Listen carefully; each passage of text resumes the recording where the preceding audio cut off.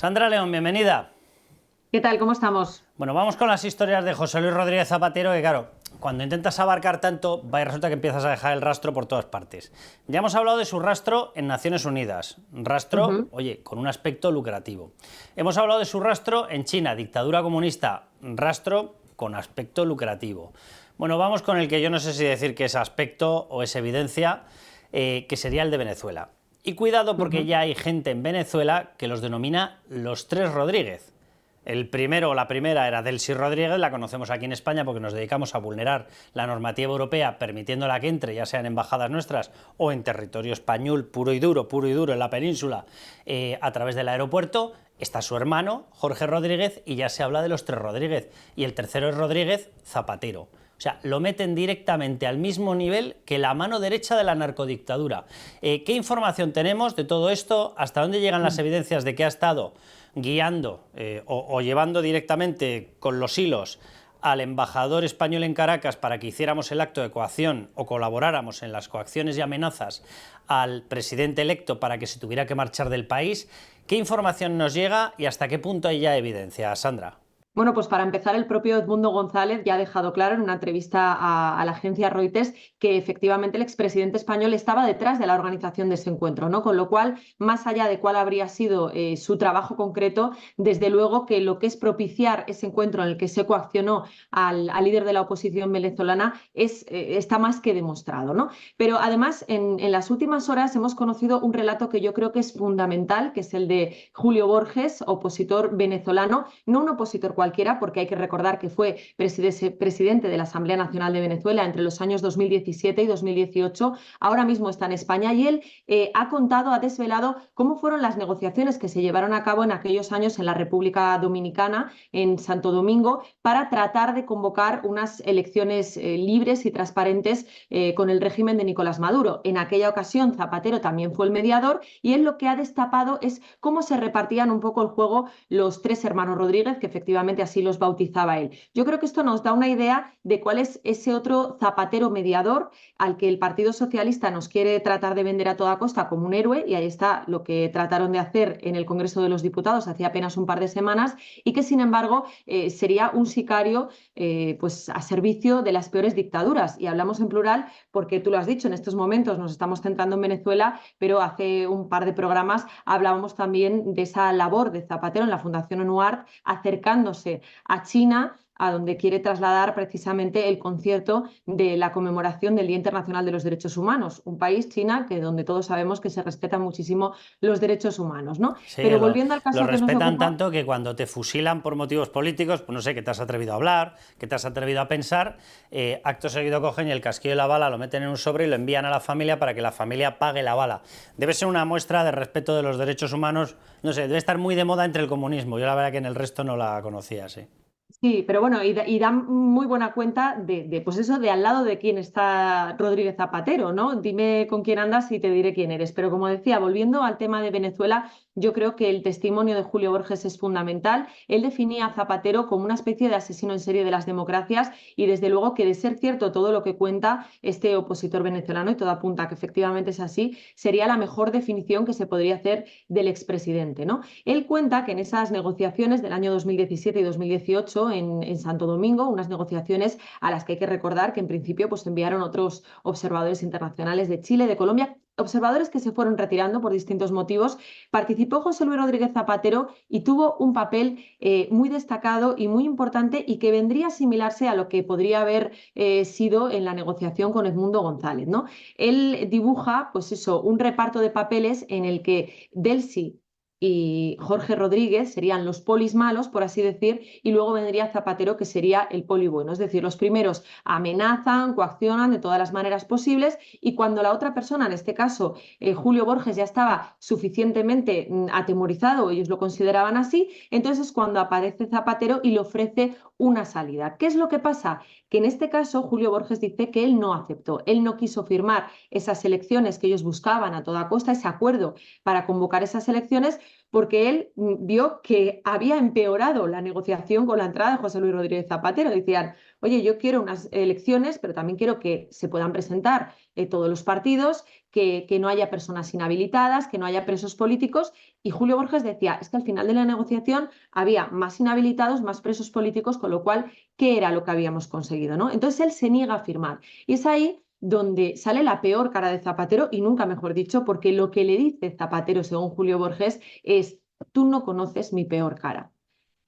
Entonces es una amenaza directa ya no solo de Delcy, de Jorge Rodríguez, sino de José Luis Rodríguez Zapatero, lo que vendría a demostrar cómo se las gastaría. Claro, en este caso de Edmundo González es ligeramente diferente porque Edmundo habría firmado y habría venido a España después de sufrir todas esas cuestiones. Es que, Sandra, aquí hay una cosa, este señor del talante, de la ceja, el contador de nubes, todas estas cosas que nos han contado aquí, que suenan ridículas si eres una persona medianamente seria.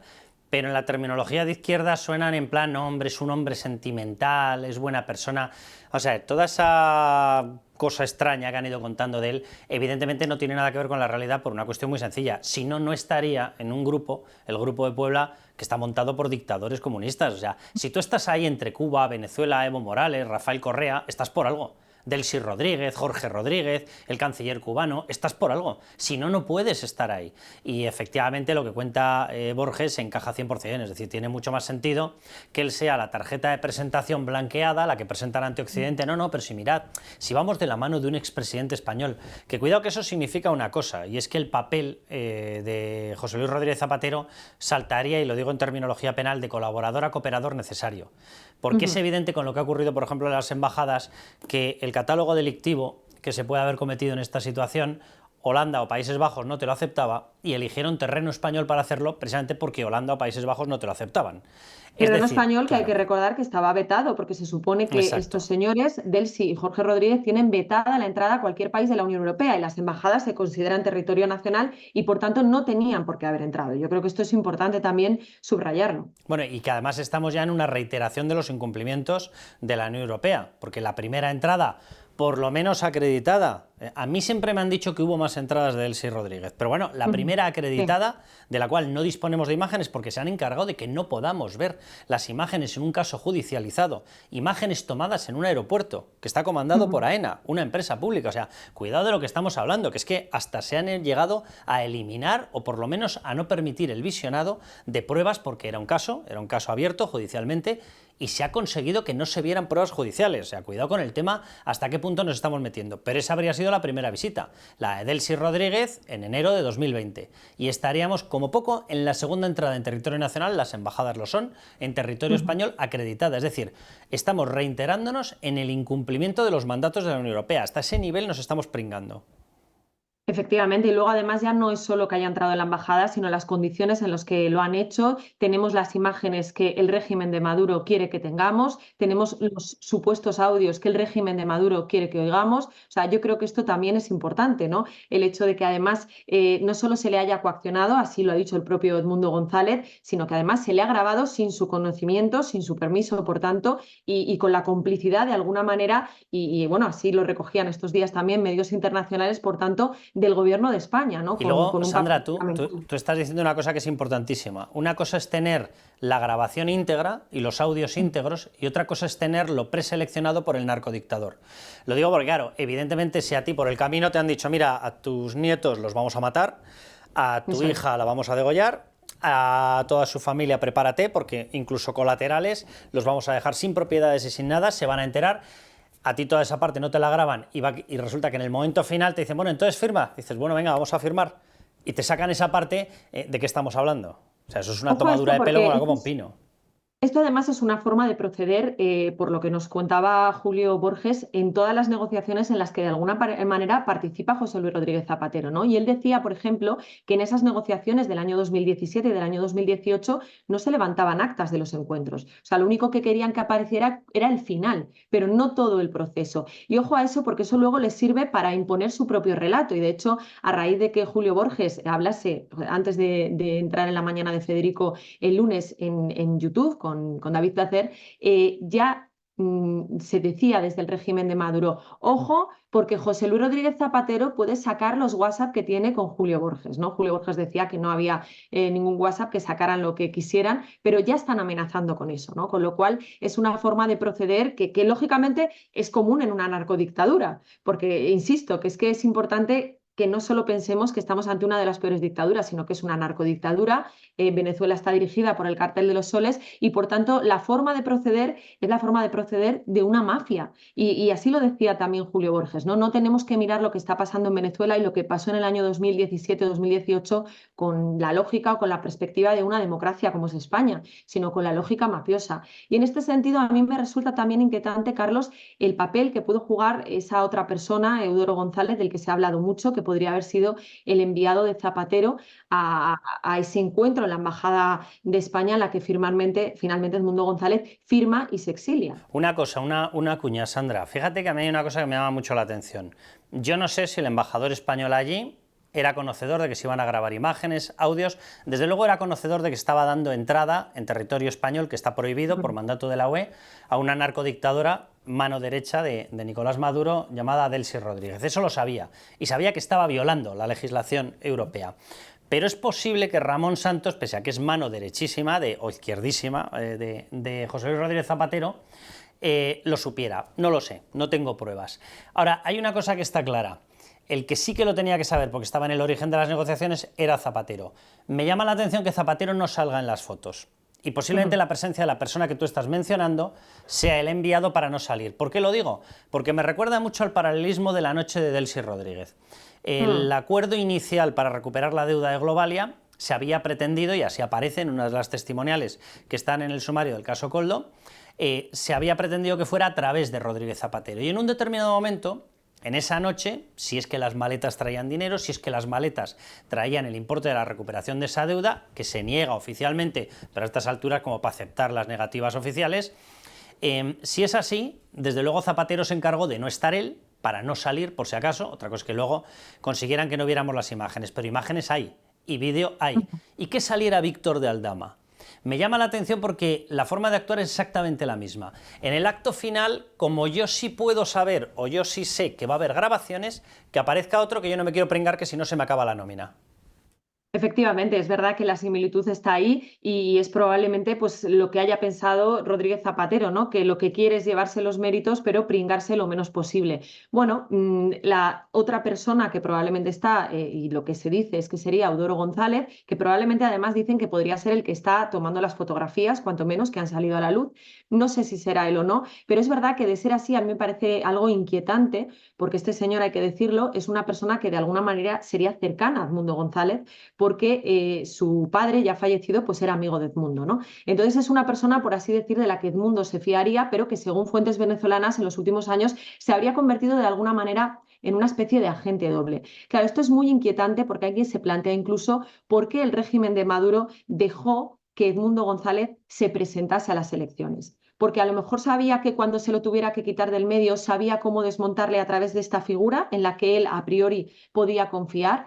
Yo creo que es todo muy inquietante y yo insisto que a veces puede parecer como que hay que a lo mejor es hilar demasiado fino, ¿no? Pero yo me parece muy importante ese mensaje que daba Julio Borges. No lo miréis con la perspectiva de una democracia, sino con la lógica mafiosa que tiene toda esta gente y que funciona así. A él, de hecho, hay que recordar a Julio Borges, al final le acabaron quitando la casa de su familia, mataron al que era su mano derecha, toda la gente que estaba a su alrededor ha tenido problemas, le han quitado todo, algunos acabaron en prisión. En fin, que es que la lógica mafiosa está ahí, ¿no? Y lo estamos viendo porque además, aparte, Edmundo González ha conseguido venir, es la cara visible y probablemente pues a él a lo mejor no le tocan. Pero ojo, porque a él sí que le pueden chantajear de forma permanente, y esto no hay que olvidarlo, con su hija Mariana, que sigue en Caracas con sus nietos, y bueno, pues ese es el chantaje que está ahí, ¿no? Es que te digo una cosa, aquí el problema es en qué bloque estás y en qué parte estás. O sea, aquí el problema, o sea, nosotros no podemos entrar a valorar supuestas pruebas de una narcodictadura básicamente porque porque es una narcodictadura.